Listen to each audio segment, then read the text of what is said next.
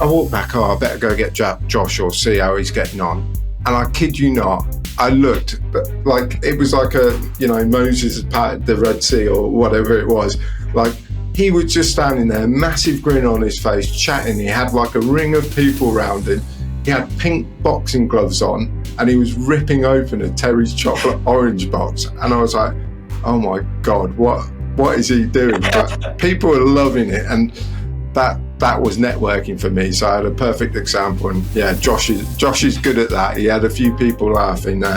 Success isn't always fast. So what we need to do is we need to use reports to our advantage to showcase what is actually happening month on month, to showcase the journey that we're taking clients on, and to showcase that, I guess, path to improvement. And if we do that, we will retain clients for longer. And I think in turn, we would also secure more customers quicker by being more open and realistic about what's going to happen when they onboard with us. Because you're doing lots of micro activities here, there and everywhere that you never had to even think about at a bigger agency that had 50 staff, each doing particular things. We've got to do it all. And a lot of the stuff we're coming up against is stuff that we probably haven't done before, more so myself, but stuff that you haven't done before. And before you know it, it's time draining.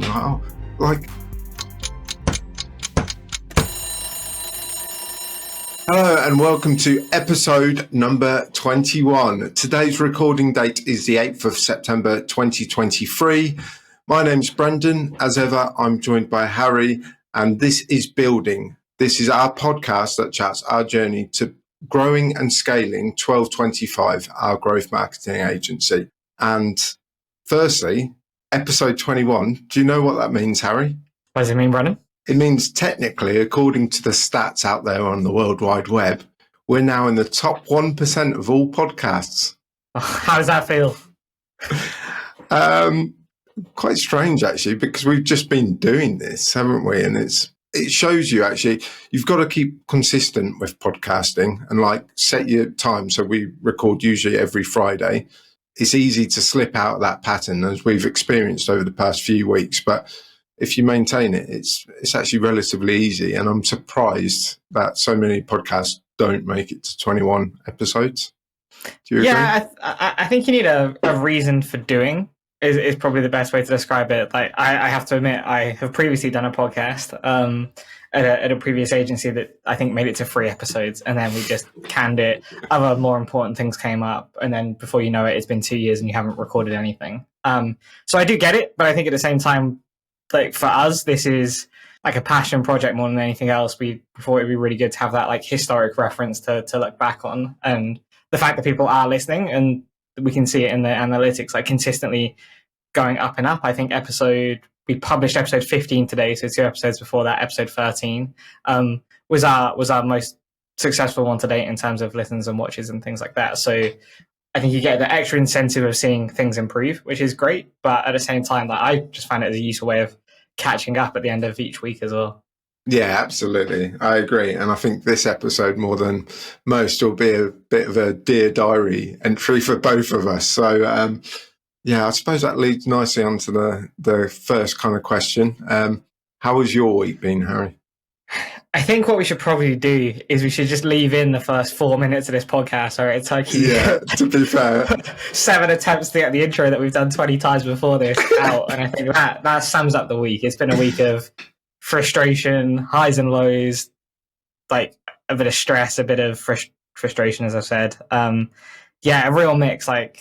Week started off well. We had a charity golf day hosted by BMW Wollaston on Wednesday that I think we had a really good day at, but then come yesterday, I felt horrific. I took our first meeting of the day in bed with my camera off, and the whole day I didn't want to do anything. My head was killing me, but I would just continue building a frustration of oh my God, we've got so much to get through, and all I'm doing here is just sat on my ass in bed, wishing the day away. So coming to today, things are slightly better in terms of I'm feeling a bit better, but I now have this backlog of stuff that I need to get through, having basically had Wednesday, Thursday off, and things aren't going as smoothly as they should. And I personally just feel like I'm behind, let alone where we are at as a agency and as a team and things like that. So yeah, I'm feeling frustrated. jump on Slack today. Don't hear anything from you from the first hour and a half, followed by a message that says, I'm tearing my hair out, which as a bald man is never a good sign. Yeah. Frustration's the word today. So to set the scene, you very kindly allowed me to go on holiday next week again. So yeah, pre-booked before we actually started the agency. And I found out there's no Wi-Fi where I'm staying, which is great. It means I'll be able to disconnect and actually refresh myself. But it also means, crikey, I've got a lot of stuff to get through. And this morning has been an absolute down the drain kind of time waste. I got up early, I thought, yeah, let's get a few of the bits on the to-do list sorted so I can calm down a bit. I can stop tilting and getting stressed. No, first task of the day, realised, oh great, lots of events aren't triggering properly for one of our clients. So I've spent 2.5 hours trying to fix it myself, resorting to blog posts and all of that to find solutions. And it's still not fixed. So after this podcast, I will be spending my time doing more of that. I feel like I'm close to fixing it, but at the minute, the stress levels are through the roof. And for me, I think it's been a relatively kind of decent week in terms of I've got through a lot of stuff yesterday. We'll kind of come on to as well. But yeah, it's amazing how just one little thing goes wrong on a day when you've got a proper plan set out. And yeah, I could be working till like 3-4 o'clock in the morning at this rate. Yeah, I mean, I think you're right that this is the reason for this podcast, really, isn't it? That we want to chart the highs and the lows of our journey. And so far, 20 episodes in, this is 21. So for the first 20, everything has been like mainly positive. So the fact that maybe we're not having as positive a week is just a good sign. That is completely normal, even if it does feel incredibly frustrating. So much so that I can't believe I forgot to put my long drive trophy in the background here to let everybody know. Absolutely. And also, this is a bit of history in the making, or going back in time, because I feel like this episode might actually be quite therapeutic for me, at least, because I'm going to use it as a bit of a venting session to you. There was many a times at the previous agency where are you free for 5 minutes? I just need to let something off my chest. I think today's episode is going to be exactly that. So, yeah, shall we crack on and get into it? Yeah, I'm just going to mark this now for when I come back to think about the podcast title in like 2 weeks, 3 weeks time, which would be, but we should just call this one, Have You Got 5 Minutes? Yeah, nice, I like it. So, great. And the first segment is a new one, and that's bound to get us both in a good mood. So it's our weekly commitments check-in. I'll go first because having looked through, I feel pretty confident I've done quite a lot of it. So, okay, firstly, it was getting kind of marketing plans together for the blog section of our site, which we'll come on to. But yes, I have done that commitment. I did a bit of work last night as well, drafting out a series of LinkedIn posts for when I'm off next week as well. You just need to double check, make sure you're happy. Actually read one of the blogs as well. So there's a lot of reviewing for you over the next day as well. And yes, I've been working with Josh to provide him some kind of refreshers or kind of explanations of how we, go about audience first, organic research. So yeah, both of those key elements are done. Obviously, still work to do, but the legwork or the drafting has been done for sure. So Harry, for you? Yeah, so I had 3 things on my list, which was to write the Power of Consistency blog, do some zero learning, so I was able to reconcile invoices without the help of our bookkeeper / your wife, and commit 15 hours to marketing and sales this week. How many of those do you think I've done? Well, committing 15 hours to marketing and sales, that's going to be a bit of a challenge considering we've still got a day left and you were kind of off for 2 days, unless you count the golf day as a sales kind of event. Then I was hoping you were going to let me have that.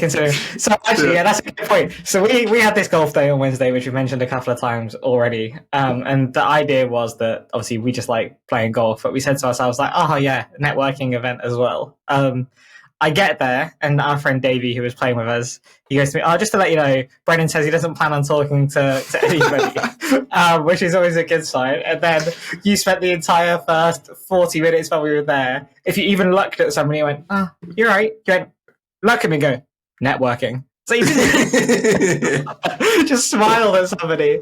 So if you said networking, then I've said the whole day, that was like a 10-hour day. That was 10 of my 15 hours. I like this. It's starting to get me laughing, so that's good. That's calming me down a bit. Yeah, okay, that's fair. But also, networking-wise, whilst you were tucked up in bed feeling sorry for yourself yesterday, me and Josh attended the Northamptonshire Business Chamber, their business exhibition down at the Saints. Yeah, and I did loads of networking there. Yeah. Well, okay. I talked to one person. I saw startup grants up on the wall, and I was like, bang, straight in there, like, tell me more. Yeah. So I ended up speaking to him for about 20 minutes and setting that up. So partnership run through the British Libraries. So yeah, that's a good angle for us to go to. I think that's one grant we could potentially get as well, which is great. Lots of things about this. The exhibition was great. Fair play, but a lot of the kind of exhibitors weren't within our kind of target client profile. So I set Josh off as our kind of business growth manager to go and have a chat, and I tried to network. But yeah, it's a weakness of mine. I definitely need to improve on that. I know I do. But I had a chat, and it was good. I spoke to a couple of people. So moving forward, I'll keep working on that. But I was walking around this exhibition. Like, oh, okay, right. I'm almost ready now to go. This is after I rang you up for a chat.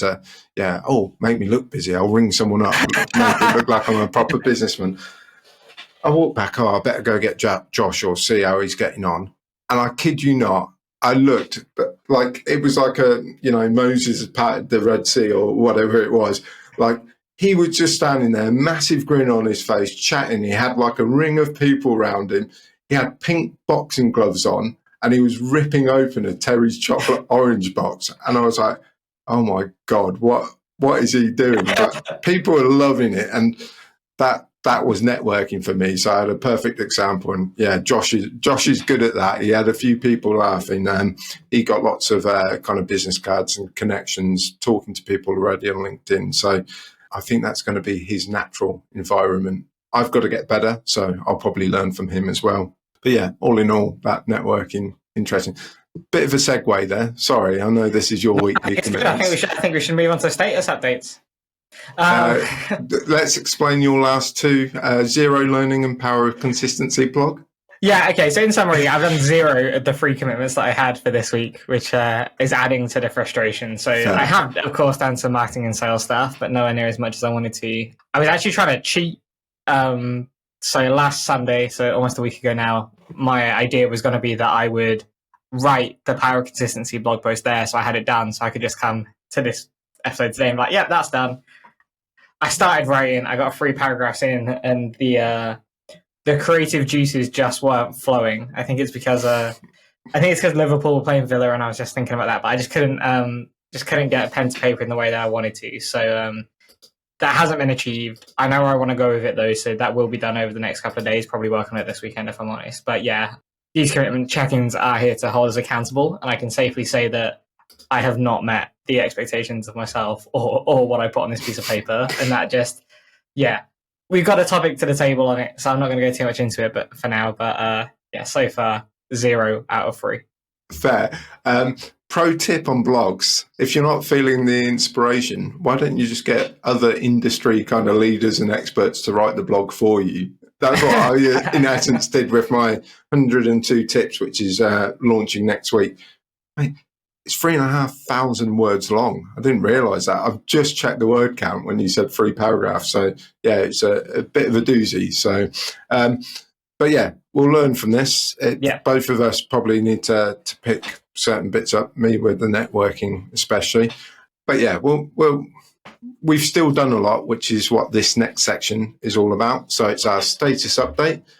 And I'm pleased to say we have a blog section on our website, and we have a couple of blogs on there as well, we've got more in the pipeline. I've also been doing some keyword research around a pillar that I'm going to focus in on, e-commerce pillar. So got a lot of kind of questions and kind of elements that get searched for quite a bit there to go through. But the blog is live. We're gonna talk through kind of 4 pillars in the main on our blog, which is e-commerce and B2B. They're kind of subcategories of our organic search kind of pillar. We've also got building, which is more kind of a bit like this podcast. It's going to talk about our journey to agency growth. And then we've also got kind of careers and development. And I've started on that pillar, both with my Scourge of Underconfidence blog and the soon to be launched 102 tips. I wanted that bedrock because our next stage is going to be a careers page as we grow. We're kind of set at the moment with Josh, but as we get more people in, we obviously need that careers page. So that's why I built that context first. It's an area for me that's probably slightly easier to write about. Notes, 3,500 words. But yeah, obviously other areas as well, SEO, just require a bit more research to make sure it's current and on top. But that, I think, is a big milestone because it allows us, it's a content engine as well, because we can dice them up 4 or 5 times on LinkedIn for LinkedIn posts, which is exactly what I've been doing this week with my planning. And also, we can use some of that content to record videos and put them on TikTok, Harry. I'm getting good at these segues, aren't I? That was unbelievable. Yeah. So that one I can say we've done. So I don't know if you can see that. Can you see that? Look at that. I can see it, yeah. You can even see, like, I've got a ring light. That's how much of an influencer I am now. We already were live on TikTok, to be fair, is 12:25. So if I just do something similar. So we have a lot of posts on the 12:25 account, but personally, which has been an objective of mine for a couple of weeks now, to get up and running on TikTok from a, like I say, more personal perspective. First video is out, which is great. It's done well. It's the best performing of all the videos that we put out so far. So I must have a face for TikTok. Is the conclusion that I'm coming from. And yeah, I have a bunch more that are being recorded and edited at the moment. So the frequency of those posts will ramp up from next week. Again, wanted to do more this week, but for various reasons hasn't happened. But they will start to happen from next week. And I've even started talking with Josh. I think you might have been out, might not. But I've been speaking about the possibility of building a small recording studio in our office as well. So interesting. So that one I have done. One of the few things that I said I was going to do that I have actually delivered on. But yeah, we are, and I am now live on TikTok. Very good. Impressive. It's always good to try all these marketing channels. You've definitely got the face for TikTok. Compared to myself, so yeah, I'll run LinkedIn. You can do TikTok, and we'll meet in the middle somewhere. Yeah, nice. I like it. Perfect. I don't know what this note alludes to, so I'll let you explain. But it's a couple of rejections this week. Yeah, so I think you can probably tell that I'm not in the best of moods. Neither of us are at the minute. But yeah, we've had a couple from our sales outreach and things like that, some initial conversations that have then turned into no's in one way or another. Now, the most recent one is a company that actually weirdly approached us, and then Josh played the Uno reverse card on them, and then we had an opportunity to start talking to them about SEO, which is great. However, overnight or from yesterday into today, not too sure when, they have flagged that it's probably from their side, a hard no at this stage because of the time difference between Australia and the UK. I'm going to follow up today because I know we'll get roasted for what I'm about to say, but no doesn't always mean no. So what we can do is I'm just going to follow up and hopefully try and alleviate some of those concerns. Like Brendan, you and I, in a previous life, have worked with one of Australia's fastest growing tech companies, and time difference was never really a concern there. Like, we were able to make it work. So I'm just going to follow up, drop that context, and like, if it is a no, it's a no. But I think we should at least give that context of like, we have done this before, we have no concerns, and just see if we can turn that maybe into at least another follow-up call or something like that. But yeah, a couple of rejections this week adding to the frustration, but to be expected, right? You're not always gonna convert everybody that you speak to, and we don't have the expectation to do so. But yeah, a couple of rejections this week. kudos to Josh on that front as well. Yeah. Spotting the opportunity to, well, if you're approaching me trying to sell me stuff, I'm also going to try and sell you stuff. Yeah, I would probably never have thought of that kind of connection or that way of thinking. So that's interesting. That got us a conversation. I'm slightly more confident on the sales front now that we're starting to up outreach. We've been approached again. One of our sales tech stack has come back with an offer that's interesting in terms of have a couple of weeks trial with the system. That gives us a perfect kind of in terms of, okay, are we going to be able to use it? Is it useful? And we can learn the platform. So even if we're not ready right at this stage, in the future, if we decide to go back to it, we know how to use the platform. So it saves onboarding time when we're busy. So yeah, I think positive. And also we're obviously got that RFP, kind of working on that with partners. More on that in the future if it goes the distance. But yeah, it's more than kind of the doldrums of August are passing, and we're getting responses back from outreach messages. I even got a response back from an outreach message, so which was maybe, but not yet. I'll take that because that's still a possibility as well. So just on that, what I will say though on that one is the HubSpot admin may or may not be up to date. Yeah, it is. There's a task in for me to chase up in or go back in 2 months' time. But is the outreach column marked? Shut up. Let's move on. That's fair. I will change that after this podcast. And the final point of our status update is we shifted on daily commitments differently for a week. It's now, instead of listing it out person by person and what our priorities are each day, we're now doing it in our four key pillars: sales, marketing, operations, and delivery. I'll give you my opinion first. I think it is working to see where we're operating evenly across those four main pillars for a start. That's a useful benefit. However, this week's been slightly different because of A, the golf day, and B, we didn't do it yesterday because I was in the midst of a call and then it was all systems go to the exhibition. So I think we need a longer time period to see if that actually works to evaluate it properly. Yeah, I would agree. I think the reason I put it in the notes was just so we could follow up from last week when we said we'd be trialing it. Yeah, like I said, I do agree. I think in terms of being able to see the weighting and where we're placing resource and time and things like that, I think it is very helpful. And I think it also enforces us to kind of narrow down, especially in the delivery front, to what's the one thing in that day that's actually going to make a difference, rather than just listing everything down. So I think so far I'm liking it, but agree that we need a longer time frame to see if it pays off. Yeah, absolutely.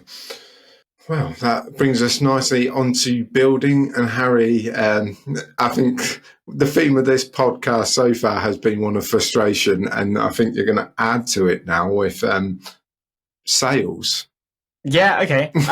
So it's interesting that we probably it's interesting actually because literally 45 seconds ago you said that you're feeling a bit more confident on the sales front. Now that I guess Josh is getting a bit more up to speed, the numbers that we're hitting are getting higher. People are starting to reply.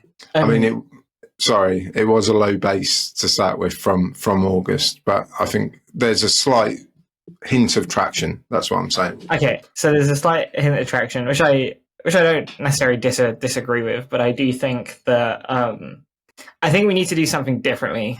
I'm concerned that we're falling into the trap of just doing what everyone else is doing. Now, you could argue that doing what everyone else is doing is the right thing to do because it clearly works. Everyone else is doing it. But I am starting to think that maybe it's not. There's a few things that have got me thinking about this. One of which is I was listening to a podcast the other day, actually, where a couple of people were discussing their CEOs are probably larger companies than the ones that we're going after, but not much larger, maybe 10, 20 mil companies. And obviously they are companies that we've worked with in the past and would work with moving forward. And they have weirdly actually said that they are actively avoiding LinkedIn, especially the DM section of LinkedIn, because it's essentially just spam. Now, obviously we're trying our best to make sure that the messages that we're sending via LinkedIn, email, and things like that aren't that, like they are personalized. Like we are offering a little bit of insight into how we can help them by analyzing the site, analyzing the competitor landscape and stuff like that. But I had started to be noticing this, which is if you can tell if a message or a email or whatever has been read, and my read to reply rate is quite good, but my actual just send to read rate, it's quite hard to say, it's pretty low.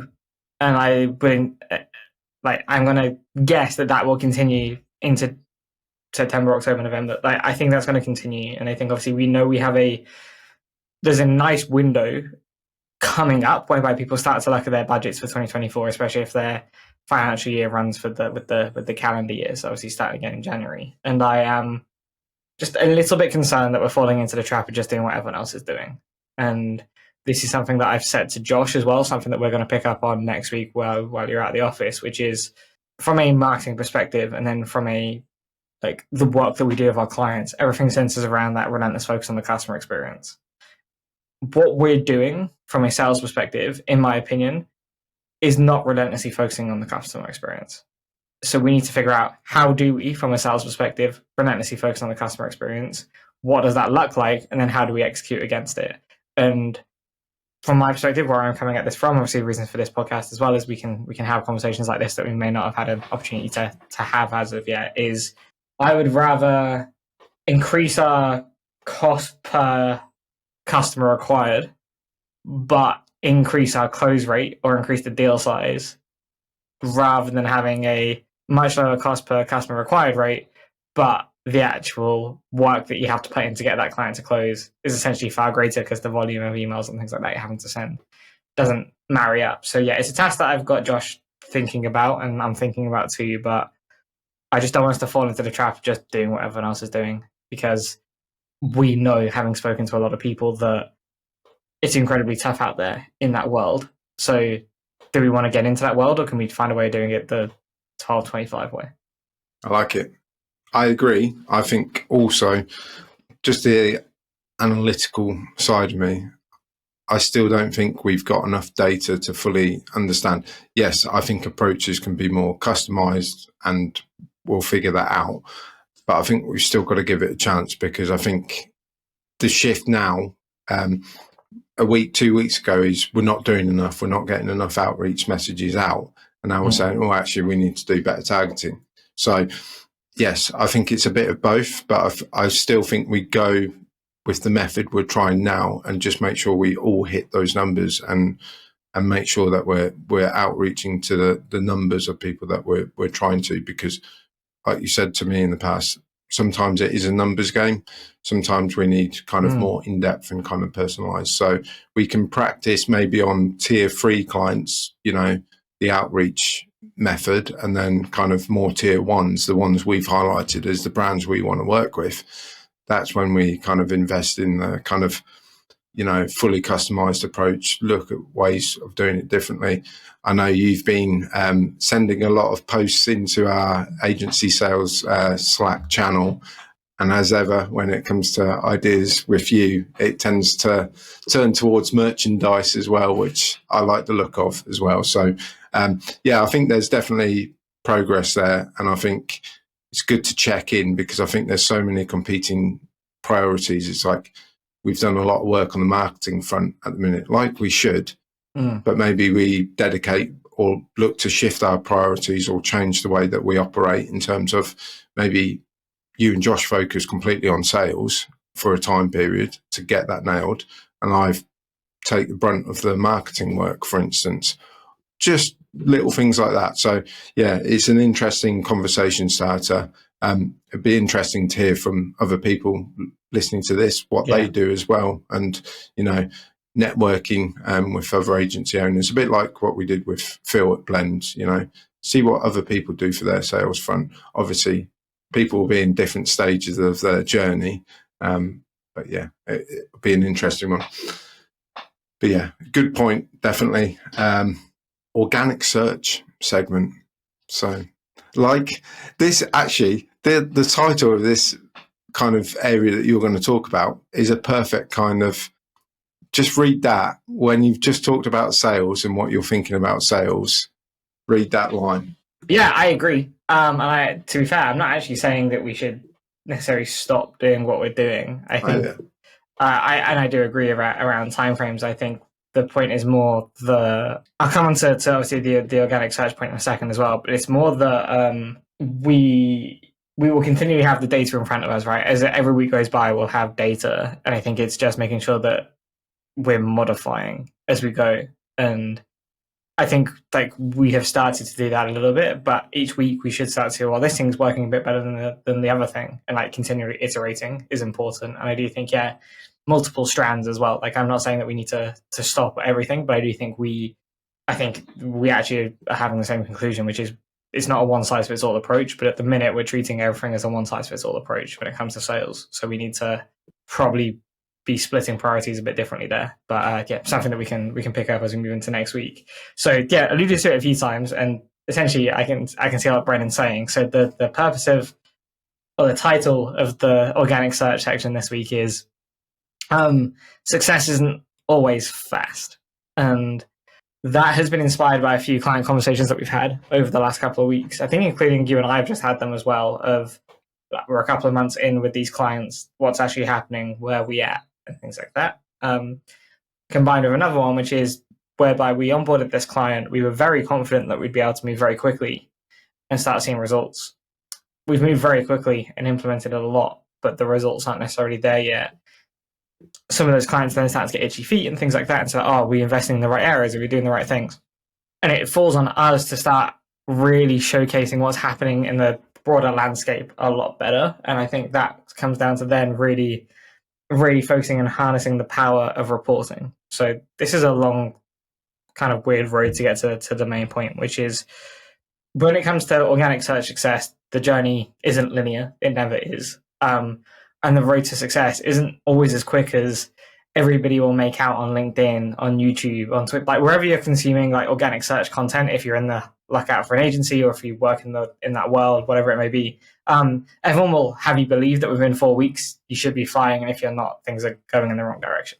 That means the onus then sits on people like you and I, Brendan, or the team at 1225 to explain to clients what is actually happening, right? So if I think about one of the clients that I'm working on, within the first 6 weeks, we've done a hell of a lot, from essentially a site restructure to shoring up hreflang, which had been broken for the last 2.5, 3 years, to creating content. We're at a stage where within the first month, we already had a couple of pages live on the site. They're being indexed, they're ranking. But we're not seeing big traffic jumps yet. That's then on us, or in this case, then on me, to really explain what's happening in the broader landscape, which is number of index pages in the right countries is going up. This then means that the broader organic search visibility is growing.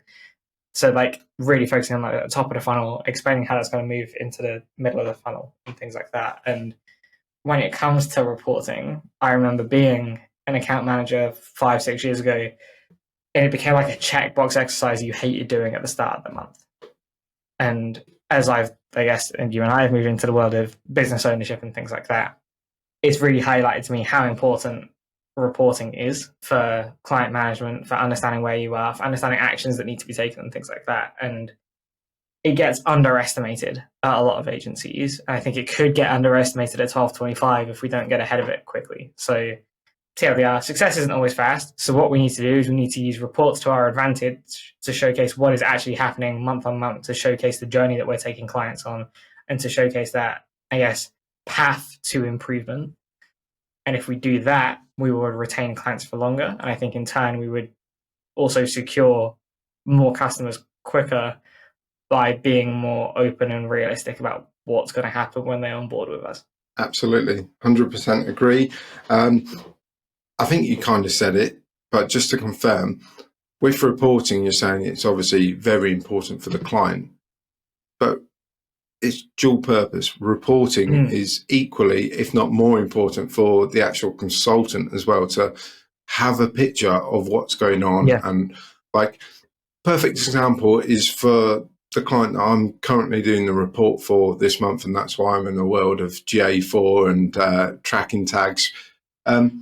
Traffic is on the period since we've sorted out the analytics for them, traffic's 100% up. Period on period. Great, yeah. can go in there like say, yeah, we're doing a great job. But no, that's only because their analytics before was way, way over reporting. They didn't have any cross-domain tracking. If you then look at the very next page of the report, Google Search Console, their clicks they're slightly up, but it's like a 4 or 5% increase. And that's where we'd kind of expect to be after a couple of months of working together, just through the changes that we've made.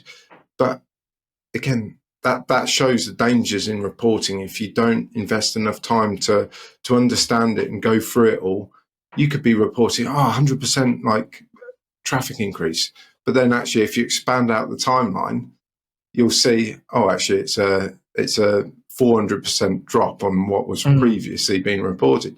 So consultants especially, but clients as well, they need to understand the stats and make sure that what's being reported on, they understand all the caveats around that, because it's easy to manipulate a picture or dress things up in a certain way as well. And like our journey, like this podcast, everything needs to be done in an honest and transparent way, which is exactly what you were saying as well. Agree.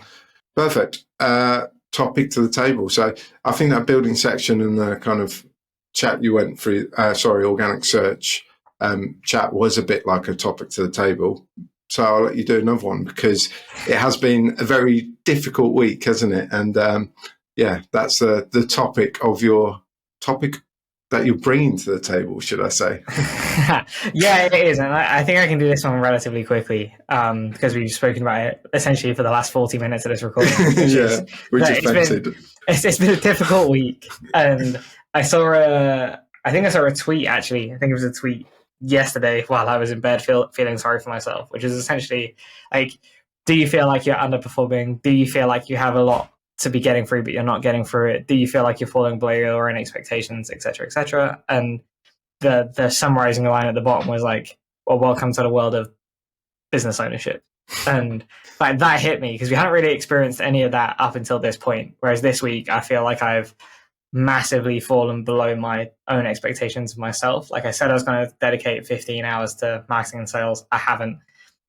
Even down to the more personal things of like, I'm aiming to go to the gym 4 times this week. Went on Monday. Obviously, Wednesday would have been a gym day, but we had the golf day. Would have gone yesterday. I think so. Couldn't get out of bed, for example, yesterday. And today, I don't have the car. So, like, creating an excuse, really, but can't necessarily get to the gym. So, like, I just feel like I'm falling below my own expectations. I feel like we're still so far ahead of where we thought we would be, but I want to maintain that momentum. And I can see that by every day that goes by, that there is a possibility we'll fall back towards where we actually forecast we were going to be, which is still nowhere near a bad thing. But that frustration still builds up. And I think like I'll finally get a good night's sleep over the next couple of days as it stops being 9,000 degrees when you go to bed, and life will feel better again. But yeah, I personally feel like I've dropped below my own expectations this week. It means it's incredibly frustrating. It's hard to then not let that frustration creep into like internal meetings and things like that when people are reporting on different things or whatever. So yeah, more of I think you actually did this in the intro as well, but just to timestamp it for myself of like on the 8th of September, this is how you are feeling. You can probably look back on that in a couple of weeks or maybe even a couple of months or a year or whatever and be like, like it's nothing to like what actually happened and things like that. So yeah, maybe a little bit of a more personal section this week, but just thought I'd put it in there to really be as open and transparent as possible. And I'm probably more optimistic about things than you are when it comes to yourself, because you say similar to me. But I think sometimes just have a listen to some of the earlier podcasts, and then you realise, okay, how far have we actually come? We're definitely achieving above expectations, as we know from the forecast. But yeah, I think it's the shift in what we're doing as well, because we'll often say in the office, we'll be like, Jesus, it's 2:00 already. I've only done X, Y, Z, because you're doing lots of micro activities here, there, and everywhere that you never had to even think about at a bigger agency that had 50 staff, each doing particular things. We've got to do it all. And a lot of the stuff we're coming up against is stuff that we probably haven't done before, more so myself, but stuff that you haven't done before. And before you know it, it's time draining. Like I spent the first hour yesterday on LinkedIn replying to messages and bits and pieces like that. And then I thought to myself, oh, that's not good. That's not shifting the needle, but it is working towards the end goal. And it's just about evaluating that. So I think also getting that mindset, and I've said it a lot at home as well, embrace the chaos. It's not chaos, but it's that feeling of there's a lot going on. We just got to embrace it. And my only other point that's helping me at the minute, and it's probably not the right thing to say, but I'm almost just visualizing, again, it's 12 to 25 and where we want to be as an agency.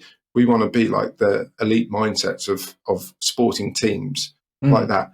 So I'm almost turning my to-do list, or like elements like I see you do things, or you're working late at night, whatever it may be. I'm turning that almost into a competition. I'm not letting Harry shoulder all of that kind of work and responsibility. I'm going to do that. So that last night, that's why I was like doing the plans last night. It's so funny that you say that. Like literally yesterday, I was like, I was sat at home like, oh, Brendan's getting all this stuff done now. I was fuming like, oh no, he's going to be like, oh, I'm carrying the team. So he's going to get me. And then when you sent through a receipt or something for the bookkeeping at like 8 o'clock, and I was half asleep on the sofa, and I was like, oh, fuck this, I'm not letting Brendan get away with this. Marched upstairs, didn't say anything to Alina. She was like, is everything okay? Started rummaging through my bag for all these receipts. Mate, that's exactly it. Also, it's the pre-annual leave guilt. I'm like, I'm going to be handing over quite a couple of bits for you, like just on the delivery front. But yeah, so that's why I do it. So yeah, we just keep learning. And I think actually, let's change the mindset as well. Like we have been pretty negative, which is fine. It's an event and it's an honest assessment. But from now on, we're not allowed to use the word difficult.